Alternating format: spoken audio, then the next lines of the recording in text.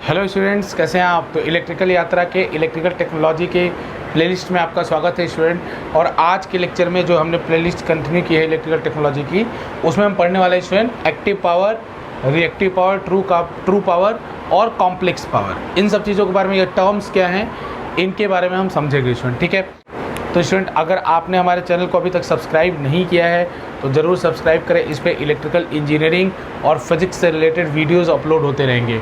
और स्टूडेंट और भी हम क्रिएटिव काम इसमें करने वाले हैं। साथ ही बहुत सारे वीडियोस हम जो कि इलेक्ट्रिकल इंजीनियरिंग सब्जेक्ट्स हैं और फिजिक्स है उसके ऊपर अपलोड करने वाले हैं। ठीक है स्टूडेंट, तो हमारे चैनल को ज़रूर सब्सक्राइब करें और वीडियो को ज़रूर लाइक करें स्टूडेंट, जिससे यूट्यूब के जो सर्च इंजन है इसमें ये हमारा वीडियो बना रहे। तो चलिए स्टूडेंट, आज के अपने वीडियो को शुरू करते हैं। तो स्टूडेंट सबसे पहले हम ये समझते हैं कि इनका मीनिंग क्या है। तो ट्रू पावर क्या होता है स्टूडेंट? ट्रू पावर वो पावर होता है जो सोर्स जनरेट करता है, और जो जैसे कि जनरेटर है वो आपका जो जनरेटिंग पावर प्लांट है वहाँ से जनरेट हो रहा है और वो सोर्स तक सप्लाई हो रहा है। तो सोर्स तक जब सप्लाई हो रहा है स्टूडेंट, तो आप सोर्स पे जो कंज्यूमिंग एंड है वहाँ पे बहुत सारे डिवाइसेस हैं और उनके अंदर बहुत सारे कंपोनेंट्स हैं। जैसे रेजिस्टिव कंपोनेंट भी है, इंडक्टिव कंपोनेंट्स भी हैं और कैपेसिटिव कंपोनेंट भी हैं। तो देखिए स्टूडेंट, जो रेजिस्टिव कंपोनेंट हैं वो तो पावर को यूटिलाइज करते हैं, पावर को डिलीवर करते हैं। बाकी जो कैपेसिटिव और इंडक्टिव कंपोनेंट्स है वो क्या करते हैं? पावर को स्टोर कर लेते हैं। हर साइकिल में, एसी की साइकिल में पावर को स्टोर करते हैं, फिर उसको वापस फीडबैक करते हैं सोर्स की तरफ। तो वो जो पावर है जो इंडक्टर और कैपेसिटर स्टोर करते हैं स्टूडेंट, वो पावर हम यूज नहीं कर पाते। वो पावर को हम क्या कहते हैं स्टूडेंट? Reactive power. उस पावर को हम क्या कहते हैं? Reactive power. रिएक्टिव पावर वो पावर होता है जो हमारे घर में, जैसे फ़ैन है, जैसे स्टूडेंट मैं आपको एक आइडिया बता दूं कि हमारे घर में majority of the load are inductive in nature. जैसे फ़ैन, कोई भी चीज़, एसी या रेफ्रिजरेटर, ये सारा लोड हमारा इंडक्टिव है। तो हमारे घर का majority of the load is inductive in nature. तो इस सिचुएशन से हमारे पास काफ़ी रिएक्टिव पावर जनरेट होता है। रिएक्टिव पावर, जैसा मैंने बताया स्टूडेंट, कि ये पावर जो है यूज नहीं हो पाता है। ये पावर जो है इंडक्टर या कैपेसिटर अपने पास स्टोर करते हैं और हर स्टोर करने के बाद क्या करते हैं? वापस सोर्स को फिट करते हैं, वापस सोर्स को फीडबैक करते हैं। तो ये जो आपका पावर है वो यूज नहीं हो पाता, इसको हम बोलते हैं रिएक्टिव पावर। ठीक है, तो रिएक्टिव पावर का ज़्यादा होना हमारे लिए बेनिफिशियल नहीं है। और जो पावर बचा स्टूडेंट, जो पावर एक्चुअल में हम यूज करते हैं, उस पावर का नाम हम क्या कहते हैं? Active power. तो देखिए स्टूडेंट, पावर तीन तरीके का हो गया। ट्रू पावर, जो पावर जनरेट हुआ, ट्रू पावर ये दो पार्ट में बट गया। ट्रू पावर ये दो पार्ट में बट गया, एक एक्टिव पावर और एक रिएक्टिव पावर। एक्टिव पावर वो पावर था जो लोड ने कंज्यूम किया, और रिएक्टिव पावर वो पावर था स्टूडेंट जो वापस हर साइकिल में लोड वापस सोर्स को फेड हो जा रहा है। तो स्टूडेंट अगर मान लीजिए आप में ये रिएक्टिव पावर आपकी सर्किट में ज़्यादा है, तो अगर आपके जैसे हमारा एरिया है इसमें अगर रिएक्टिव पावर ज़्यादा है तो ये हमारे लिए बेनिफिशियल नहीं है, क्योंकि ज़्यादातर पावर जो सोर्स जनरेट कर रहा है वो वापस सोर्स को ही चैलेंज कर रहा है। एक तरीके से ऐसा समझिए, यानी सोर्स को ज़्यादा वर्क करना पड़ रहा है पावर को सप्लाई करने के लिए। ठीक है स्टूडेंट, तो रिएक्टिव पावर होना हमारे लिए बहुत अच्छी बात नहीं है। तो इसका रिप्रेजेंटेशन देख लेते हैं स्टूडेंट। ट्रू पावर को किससे रिप्रेजेंट करते हैं? एस से। और जो आपका रिएक्टिव पावर है, रिएक्टिव पावर को रिप्रेजेंट करते हैं स्टूडेंट क्यू से। यानी एस से रिप्रेजेंट करें ट्रू पावर को, और रिएक्टिव पावर को रिप्रेजेंट करें स्टूडेंट कैसे? क्यू से। ठीक है, ये आपका रिएक्टिव पावर है। ठीक है, ये रिएक्टिव पावर है, इसको रिप्रेजेंट कर रहे हैं स्टूडेंट क्यू से। और इसके बाद जो एक्टिव पावर है इसको रिप्रेजेंट कर रहे हैं पी से।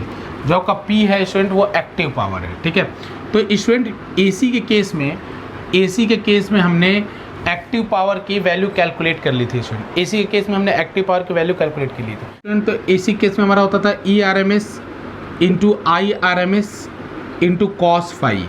ठीक है, और उसी तरह से स्टूडेंट अगर ERMS into IRMS into cos phi होता है, ट्रू पावर की बात करो स्टूडेंट, तो ट्रू पावर वो पावर होता है जो रियल में जनरेट होता है, उसको हम कहते हैं ERMS इंटू IRMS। उसको आप ऐसे समझ सकते हो, डीसी में जैसे जो पावर होता है वैसा ही कुछ पावर होता है। इसकी यूनिट क्या होती है? तो इसको रिप्रेजेंट करते हैं स्टूडेंट VA से। इसको जो रिप्रेजेंट करते हैं उसको हम कहते हैं, इसकी यूनिट होती है वॉट। इसकी यूनिट होती है वॉट। तो आखिरकार स्टूडेंट ये जो रिएक्टिव पावर होगा वो क्या होगा? ये जो रिएक्टिव पावर होगा वो क्या होगा? तो स्टूडेंट इनका एक ट्रायंगल बनता है, इसको बोलते हैं पावर ट्रायंगल। इनको हम पावर ट्रायंगल बोलते हैं स्टूडेंट। ये जो SQP का एक पावर ट्रायंगल बनता है।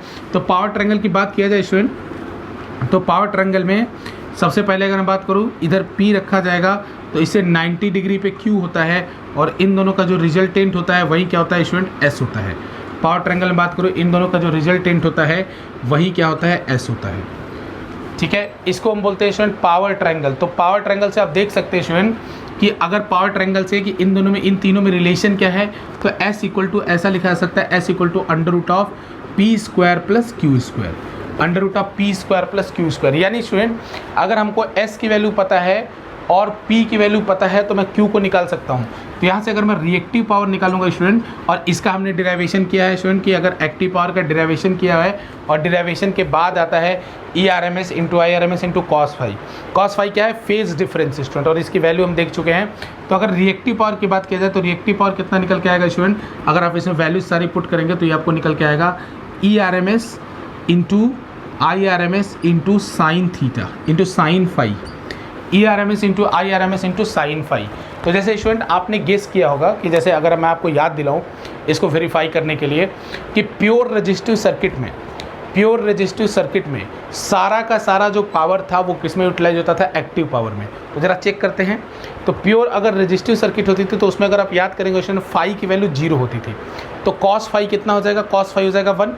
तो यानी उस समय पावर जो एक्टिव पावर है कितना हो जाएगा, ERMS इंटू IRMS, और जो ट्रू पावर है वो भी कितना है, ERMS इंटू IRMS। ठीक है, तो एक्टिव पावर और true power in case of register equal हो जाता था। अच्छा स्टूडेंट, अब जरा देखते हैं कि भाई जब केवल और केवल प्योर इंडक्टिव सर्किट थी, केवल और केवल प्योर इंडक्टिव सर्किट, तो उस सिचुएशन में क्या होता था स्टूडेंट कि आपकी फाई की वैल्यू कितनी होती थी, π/2 माइनस π/2। ठीक है, पाई माइनस π/2। तो इस सिचुएशन में अगर आप रिएक्टिव पावर को कैलकुलेट करते हैं स्टूडेंट तो वो मैक्सिमम आता, Q की वैल्यू मैक्सिमम, क्योंकि साइन π/2 पे मैक्सिमम होता है और कॉस क्या होता है, 0। तो जब यहाँ से आप डायरेक्ट देख सकते हैं कि ये जो फॉर्मूला हमने निकाला एकदम सही निकाला है कि जब आपके इंडक्टर और कैपेसिटर होंगे तो उस समय रिएक्टिव पावर की वैल्यू मैक्सिमम होगी और एक्टिव पावर 0 होगा, अगर प्योर इंडक्टर या प्योर कैपेसिटर है, क्योंकि दोनों में ही फेज डिफरेंस फाई का होता है। तो कोई भी जो जनरल सर्किट होती है हमारी स्टूडेंट, जो जनरल सर्किट उसमें उसका फाई क्या होता है, इनके कॉस फाई क्या होता है, इनके बीच का, और इसकी वैल्यू हम कैलकुलेट करते हैं स्टूडेंट, कॉस फाई किसके बराबर आता है, R/Z के बराबर होता है। R/Z, Z क्या होता है, उस सर्किट का इम्पिडेंस होता है स्टूडेंट।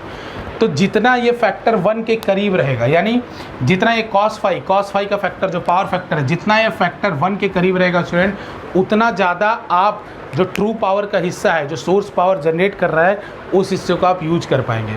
तो हम चाहते हैं स्टूडेंट कि हमारे जितने भी डिवाइसेस रहें उनका power factor nearly equal to 1 हो, लेकिन ऐसा पॉसिबल नहीं क्योंकि इंडक्टिव लोड है और majority of the inductive load है। तो कैपेसिटर के द्वारा जब ट्रांसमिशन सर्किट में जगह जगह कैपेसिटर लगा के इसको बैलेंस किया था। ठीक है स्टूडेंट, तो ये छोटा सा वीडियो। अब इसमें एक बात देखिए स्टूडेंट, इसी का कभी कभी रिप्रेजेंटेशन हम कॉम्प्लेक्स पावर की तरह भी कर सकते हैं। अगर कॉम्प्लेक्स पावर की तरह बात करें स्टूडेंट कि जैसे इसको मैं अगर लिखूं कॉम्प्लेक्स J के फॉर्म में, तो ऐसा समझ सकते हैं स्टूडेंट कि अगर P वाले को मैं रेफरेंस फेजर लूं और इसको रियल मानूं तो Q का पावर क्या है, इमेजिनरी। Q का पावर तो इमेजिनरी है ना स्टूडेंट, इमेजिनरी क्यों है, Q का पावर जो आपका रिएक्टिव पावर है वो इमेजिनरी क्यों है, क्योंकि वो पावर हम यूज ही नहीं कर पा रहे। वो पावर सोर्स डिलीवर तो कर रहा है, सोर्स को वो पावर जनरेट करना पड़ रहा है, लेकिन वो पावर हम यूज नहीं कर पा रहे हैं। यानी सोर्स को कितना पावर जनरेट करना पड़ा, P² प्लस Q², दोनों पावर जनरेट करना होगा, लेकिन ये वाला पावर यूज कर पा रहे, ये वाला पावर यूज नहीं कर पा रहे। तो इसका मतलब ये पावर जनरेट हो रहा है लेकिन हम यूज नहीं कर पा रहे हैं, इसलिए इस पावर को कभी कभी इमेजिनरी पावर भी कहा जाता है। और इसकी यूनिट अगर बात की जाए स्टूडेंट, जो इसकी वैल्यू हमने निकाली ERMS into IRMS into sine phi है, IRMS इंटू साइन फाई है, इसकी जो यूनिट होती है स्टूडेंट इसको बोलते हैं VAR, है ना, वोल्टेज एम्पियर रिएक्टिव, मतलब रिएक्टिव पावर को रिप्रेजेंट करता है VAR लगाते हैं। ठीक है, तो ये एक्टिव पावर को वॉट में, जो आपका ट्रू पावर है उसको VA में, और जो रिएक्टिव पावर है उसको VAR में हम रिप्रेजेंट कर रहे हैं। ठीक है स्टूडेंट, तो यहाँ पे देखिए स्टूडेंट, इसको इसी सर्किट को कभी कभी कॉम्प्लेक्स फॉर्म में रिप्रेजेंट कर सकता हूँ। जैसे मैं इसको रियल मानूँ, इसको इमेजिनरी मानूँ, तो J ऑपरेटर का यूज करूँ स्टूडेंट, तो I can write S equal to P plus, जो P है, P को मैं रेफरेंस अपना मान रहा हूँ स्टूडेंट। तो J का वेक्टर क्या करता है, किसी भी वेक्टर को एक रेफरेंस वेक्टर से 90 आगे कर देता है। तो मुझे इसको 90 आगे करना है क्योंकि Q का वेक्टर जो है स्टूडेंट इस P वाले से 90 डिग्री क्लॉकवाइज डायरेक्शन में आगे है, तो इसी को मैं लिख सकता हूँ QJ कैप। तो यहाँ से अगर मैं बात करूँ तो ये जो पावर है इसको बोलते हैं S जो बना, जब आप उसको J ऑपरेटर के फॉर्म में लिखते हैं तो स्टूडेंट इसी को हम कहते हैं कॉम्प्लेक्स पावर। इसी को हम बोलते हैं कॉम्प्लेक्स पावर। और कॉम्प्लेक्स पावर का जो मैग्नीट्यूड है वही ट्रू पावर होता है। कॉम्प्लेक्स पावर का जो मैग्नीट्यूड है वही ट्रू पावर होता है, जो हमने ऊपर लिखा है स्टूडेंट। एक्चुअल में ये कॉम्प्लेक्स पावर का मैग्नीट्यूड है, इसी को हम क्या कह रहे हैं, ट्रू पावर। तो आई होप आपको पसंद समझ में आएगा स्टूडेंट कि हमारे घर में जितना ज़्यादा आपका रजिस्टिव लोड होगा उतना हमारा power factor close to unity होगा और उतना हमारे लिए बेनिफिशियल। या हमारे घर में हम ऐसा पॉसिबल नहीं है कि सारे लोड रजिस्टिव हो पाए, क्योंकि ज़्यादातर लोड हमारे घर में इंडक्टिव है। तो हम सुटेबल, मतलब एक तरीके से ये आपको लॉस भी हो सकता है अगर आपने जैसे मान लीजिए कैपेसिटर लगाया, तो कैपेसिटर जो है इंडक्टर की वजह से जो फेज आ रहा है उसको कैंसिल आउट करता है। लेकिन अगर आपने कैपेसिटर ज़्यादा लगा दिया तो कैपेसिटर की वजह से ही फेज आने लगेगा।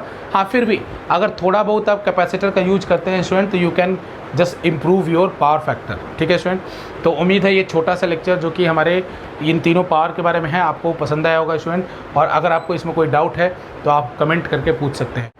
और स्टूडेंट हमारे चैनल को सब्सक्राइब ज़रूर करें, इस पर इसी तरह की वीडियोज़ आपको मिलती रहेंगी। बहुत बहुत धन्यवाद।